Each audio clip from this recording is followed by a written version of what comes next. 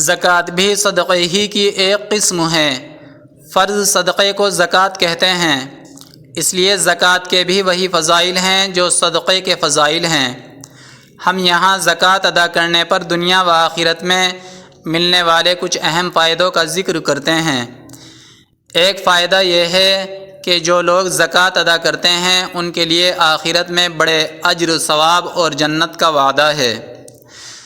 قرآن کریم میں ہے، جو لوگ اپنے مالوں کو رات اور دن میں سب کے سامنے اور چھپ کر خرچ کرتے ہیں ان کو ان کا اجر ملے گا ان کے رب کے پاس، اور ان کو وہاں نہ کوئی خوف ہوگا اور نہ وہ غمگین ہوں گے، اور میں تم کو ایسی جنتوں میں داخل کروں گا جن کے نیچے سے نہریں جاری ہوں گی۔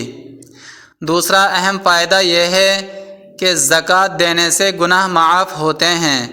اللہ تعالیٰ نے فرمایا، اگر تم صدقہ ظاہر کر کے دو تب بھی اچھی بات ہے، اور اگر چھپا کر دو اور محتاجوں کو دو تو یہ زیادہ بہتر ہے، اور اللہ تعالیٰ اس سے تمہارے کچھ گناہوں کو معاف کر دیں گے۔ تیسرا اہم فائدہ یہ ہے کہ زکوٰۃ دینے سے مصیبتوں، پریشانیوں اور بلاؤں سے حفاظت ہوتی ہے۔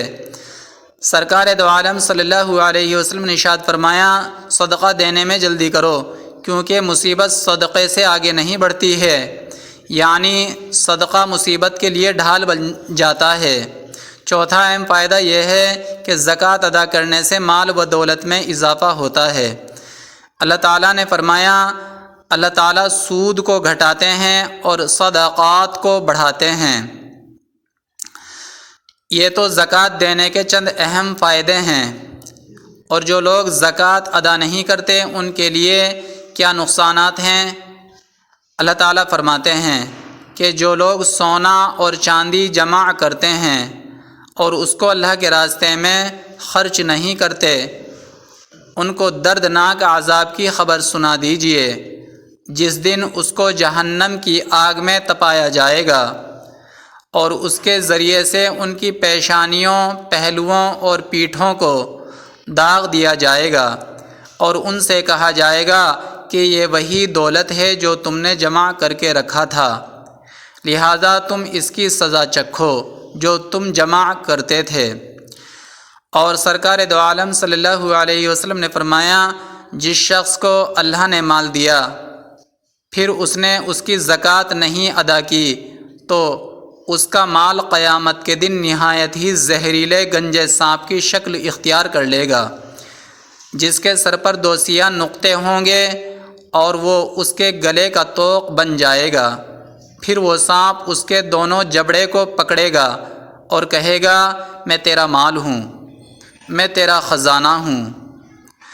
اور قرآن کریم میں ہے، اللہ تعالیٰ نے جن کو اپنے فضل سے مال عطا کیا پھر وہ اپنے مال میں بخل کرتے ہیں، وہ یہ نہ سمجھیں کہ یہ بخل کرنا ان کے لیے اچھا ہے بلکہ یہ ان کے لیے برا ہے۔ جس مال میں انہوں نے بخل کیا ہے قیامت کے دن اس کو طوق کی شکل میں ان کی گردنوں میں پہنایا جائے گا۔ دوستوں، آپ ہمارے اسلامک مفتاحی چینل کو سبسکرائب کریں، ویڈیو کو لائک اور شیئر کریں۔